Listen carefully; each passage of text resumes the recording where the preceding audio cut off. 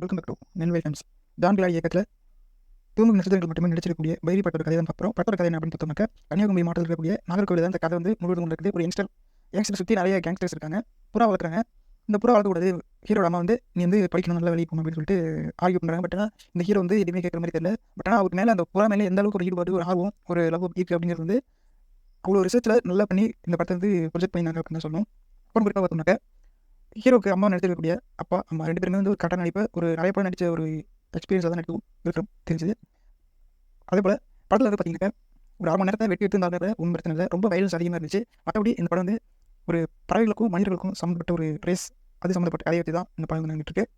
முதல்ல படம் வந்து ஒரு ஆவரேஜ் படம் வந்திருக்கு, பைரி.